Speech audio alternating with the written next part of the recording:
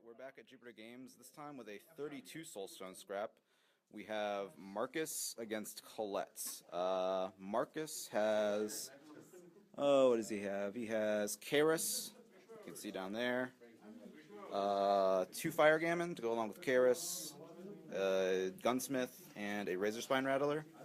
Colette is rocking out Cassandra, a Performer, another Performer which is way over there, Corey, the 2 mannequins, and a Dove.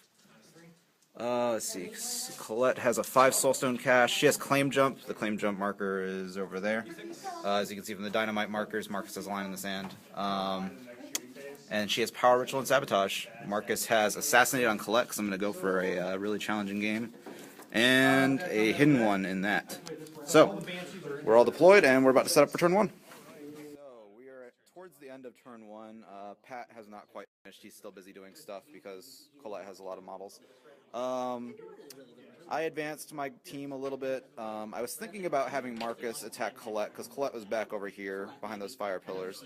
But it would have left me out in the open with Marcus, and that's a not good idea, so I didn't. As a result, as it turned out, it ended up being a good idea, because the Corfree got a couple sword dances off and was able to pull from all the way up here. Cassandra slingshotted off of that to come up to this corner, so he's going to be able to pull off his Power Ritual there next turn. Oh, that reminds me, what did you sabotage? What's your sabotage on? When you announce a scheme, you have to announce anything that goes along with it. Yeah. Okay. Alright, so he's almost at his sabotage. He'll probably actually be able to pull off that next turn. I'm actually helping Pat along a little bit because I've played a little bit of Colette myself. There's a Performer over in that corner which kind of missed last round, so it's going to try and Power Ritual there next turn. And I think that's about it. I relocated these 2 because, again, I was afraid of this corridor of death over here. So the turn is about over, and we'll come back to you after turn 2. Alright, so that's the end of turn 2. Not a great turn for me. Colette swapped with Cassandra, who ended up back over behind this ridge over here. She tossed a couple Magician's Duels on my Gunsmith, which you'll notice is no longer on the table. Colette was not able to finish it off, however, the Dove she summoned was, just to add insult to injury. Yeah, so Dove's moved up to here. The Corey ended up behind this building. Pretty safe for my crew, which is all kind of spread out.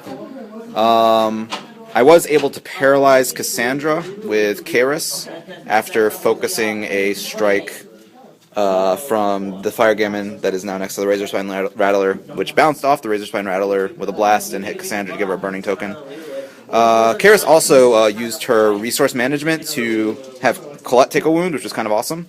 Marcus activated a Dynamite marker. Karis also activated a Dynamite marker. So I have 3 Dynamite markers activated, which means almost nothing because Colette's really good at stopping that kind of stuff. So we are now going into turn 3. Yeah, exactly. So we've got turn 3 come and gone. I lost yet another model. My what died this time? Oh yeah, Razor Spine Rattler died to a mannequin replacement. So I'm letting Pat borrow one of my mannequins, which is down there. The Fire Gammon charged up against Colette, wasn't able to do anything. The other Fire Gammon over here killed off a Mechanical Dove, which was hanging out by Skulljaw Island. Karis came over, burned a couple Soulstones to get a shot off to kill what was a Performer right there, and tried to do some damage to Cassandra, but her Soulstone flip was good enough so that she didn't take anything.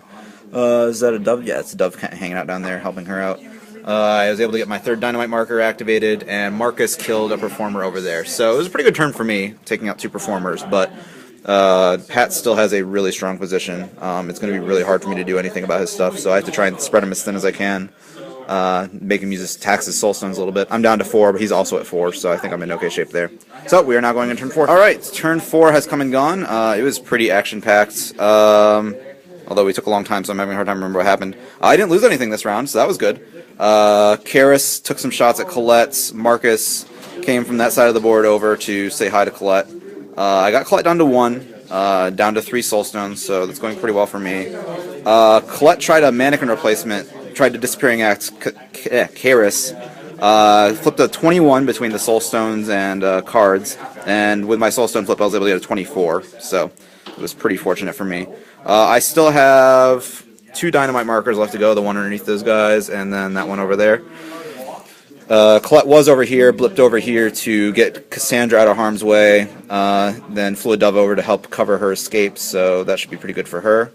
The duet, I'm sorry, the core free, not a duet yet, came over and finished off his power ritual, so he's got that.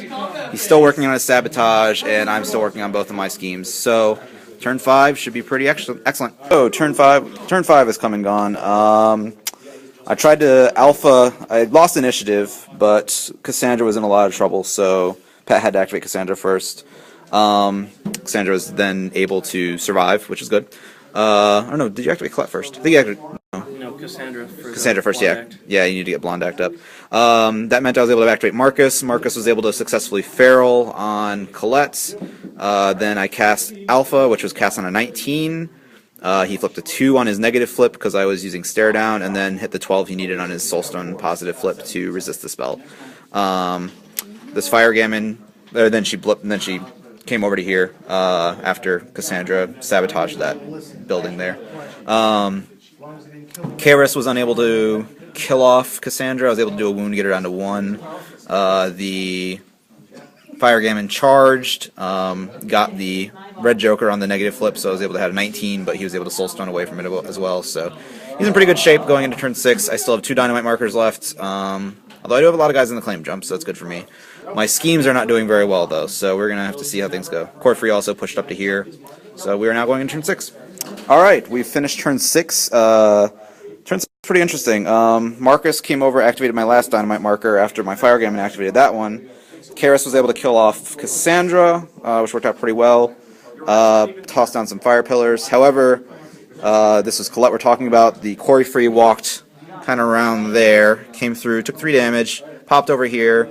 Colette swapped with the mannequin that was attached to it. Disappearing acted the Fire Gammon, flipped my dynamite marker, and caused a 4-point swing, I think, in the last turn. And then didn't flip for an extra turn 7, so that was pretty much the end of that. So I pretty much killed myself. I was giving a little bit of advice, just a little bit of advice to Pat throughout the game. So yeah. So sorry about the shaking there. Yeah. So the score ended up. I got 2 points for my line in the sand. Pat got 4 points for his claim jump. I got 1 point for my hidden holdout because there's nothing over there. I was not able to get Assassinate because I wrongfully ignored Colette. I think there's a possibility I should have not gone for Line in the Sand and tried for Assassinate instead, because that would have probably turned off Claim Jump as well. It could go either way, because I don't think the Corfu was going to be able to kill off the Fire Gammon. But the odds of Marcus taking out Colette when she had Soulstones and I didn't was not good. I was really hoping I got my Alpha off last turn. Very, very interesting last turn. And he got his Power Ritual and Sabotage with no problem, because they're pretty easy to do. So, all in all, very interesting game. I think Pat learned a lot, so that was pretty good. And hopefully this will be up soon, and I hope you guys enjoyed.